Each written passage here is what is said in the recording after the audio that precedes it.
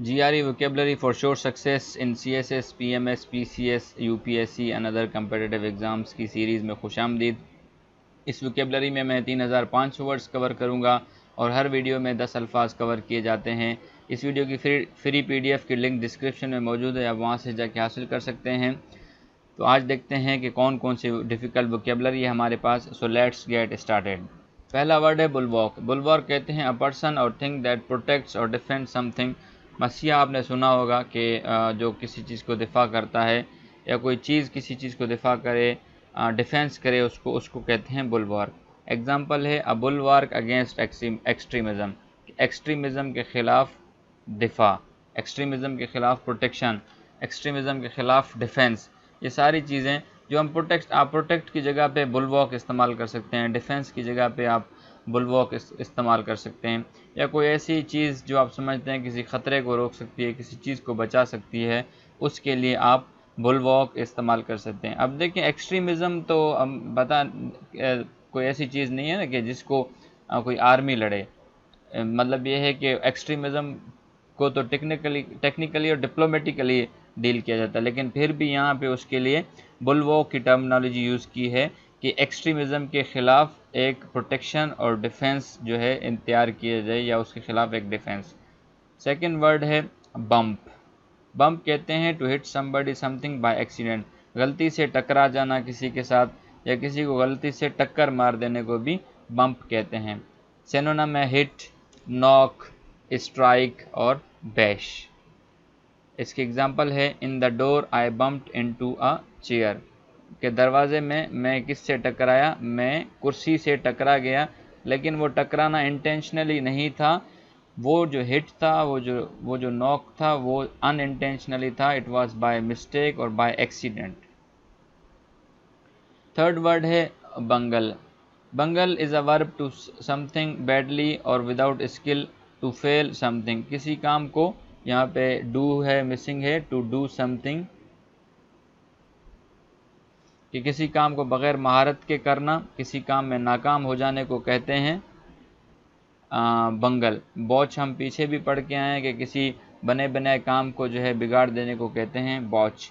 Example है दे bungled the job. उन्होंने job को क्या कर दिया, उसको बिगाड़ दिया, क्योंकि उन्होंने उस जॉब को बग़ैर एक्सपर्टीज़ के और बग़ैर महारत के परफॉर्म किया। That is why they bungled the job. Fourth word है बोयांट।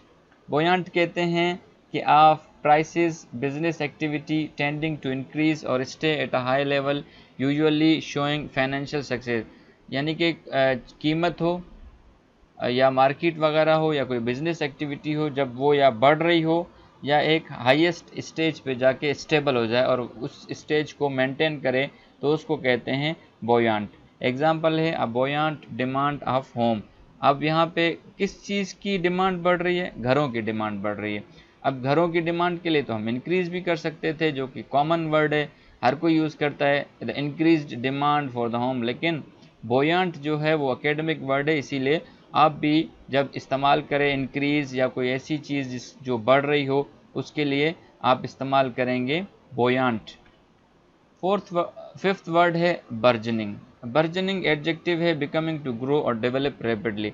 कोई चीज़ बढ़ रही हो मुसलसल और डेवलप हो रही हो मुसलसल, किसी चीज़ के बढ़ने को कहते हैं। जो कंटिन्यूसली बढ़ रही हो और उसकी ग्रोथ के अंदर किसी किस्म का ठहराव ना हो, किसी किस्म की स्टेग्नेशन ना हो, बल्कि the growth should be continuous, the growth should be perpetual, तो वो होता है बर्जनिंग। एग्जाम्पल है manufacturers are eager to cash in on this burgeoning demand. अब क्या कह रहे हैं, जैसे कि अभी आपको पता है कि पाकिस्तान के अंदर मोटरसाइकिलों की जो डिमांड है वो बढ़ रही है। अब वो डिमांड क्या है, इसको कैसे बयान किया राइटर ने कि बर्जनिंग डिमांड, ऐसी डिमांड जो कंटिन्यूसली ग्रो कर रही है, जो कंटिन्यूसली बढ़ रही है।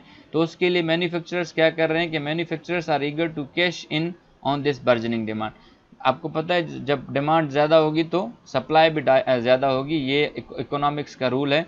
तो यहाँ पे बर्जनिंग डिमांड को, यानी कि बढ़ती हुई डिमांड को मीट करने के लिए मैन्युफैक्चरर्स जो है वो ज़्यादा प्रोड्यूस कर रहे हैं, ताकि वो अब कैश को भी ज़्यादा अट्रैक्ट कर सकें। सिक्स्थ वर्ड है बर्लेस्क। बर्लेस्क कहते हैं नकल, तमस्खीर आमेज यानी कि परफॉर्मेंस और piece of writing which tries to make somebody look ridiculous by representing it in a harmonious way। आपने अखबारों में कार्टून्स देखे होंगे, डॉन अखबार में पब्लिश होते हैं, दूसरे अखबार भी उर्दू के काफ़ी हैं जो जिनमें ऐसे कार्टून्स टाइप बनते हैं जिसमें किसी सिचुएशन को या किसी शख्स को एक्सप्लेन किया होता है लेकिन उस पर क्रिटिसाइज़ किया जाता है और उसको रिडिक्यूल किया जाता है, उसको कहते हैं बर्लेस्क। सिनोनिम है पैरोडी। एग्जाम्पल है बर्लेस्क ऑफ लिटरेरी लाइफ यानी नकल या तमस्खुर जो है वो लिटरेरी लाइफ का। 7th वर्ड है बर्निश्ड। बर्निश्ड एडजेक्टिव है of a metal polished until it is smooth and shiny. कोई लोहा जो है उसको इतनी देर तक पॉलिश किया जाए और तब जब तक कि वो सीधा और चमकदार ना हो जाए उसको कहते हैं बर्निश्ड, या चमकदार और सीधा किए हुए मेटल को कहते हैं बर्निश्ड। एग्जाम्पल है बर्निश्ड गोल्ड यानी पॉलिश किया हुआ सोना। 8th वर्ड है बस्ट। बस्ट कहते हैं टू ब्रेक समथिंग, किसी चीज़ के तोड़ने को। The lights are busted, lights को तोड़ा गया। पैसिव वॉइस है, किसने तोड़ा ये नहीं पता, बट लाइट्स को जो है वो तोड़ा गया है। सेकंड लास्ट वर्ड है बट्रेस। बट्रेस कहते हैं ताकत या मदद में इजाफा करने को, किसी की सपोर्ट या स्ट्रेंथ देने को भी कहते हैं बट्रेस। एग्जाम्पल है the sharp increase in crime seem to buttress the argument for more police officer on the street. कह रहे हैं कि बढ़ते हुए क्राइम इस बात को ताकत दे रहे हैं कि अब जो स्ट्रीट है उसमें 4 नए पुलिस वाले ऐड किए जाएं। वो क्यों ऐड किए जाएं? क्योंकि ये जो बट्रेस है, क्राइम है, वो इस चीज़ को इजाफा दे रहा है कि क्राइम बढ़ रहे हैं तो इसीलिए आपको वहाँ पे डिप्लॉयमेंट भी बढ़ानी होगी। Last but not the least is cable. ये वो वाली केबल नहीं है जो आप फिल्में देखते हैं, टीवी चलता है। ये केबल होता है a small group of people who are involved in secret plans to get political power. ऐसा छोटा ग्रोह जो सीक्रेट एक्टिविटीज़ में इन्वॉल्व हो और वो सीक्रेट एक्टिविटीज़ इसलिए कर रहे हों क्योंकि they want to get political power, वो सियासी ताकत हासिल करना चाहते हैं, इसीलिए उसको कहते हैं cabal. He had been chosen by a cabal of fellow senator. उसको फेलो सेनेटर्स ने चूज़ किया। क्यों चूज़ किया? क्योंकि वो जो फेलो सेनेटर्स थे वो भी क्या चाहते थे? वो भी चाहते थे कि हमें पॉलिटिकल पावर मिले और ये भी चाहता था कि हमें पॉलिटिकल पावर मिले, इसलिए ये आपस में मिलकर एक छोटा ग्रोह बन गया। तो अब तक के लिए इतना ही। अपना और अपने इस चैनल का ख्याल रखिएगा। अल्लाह हाफिज़।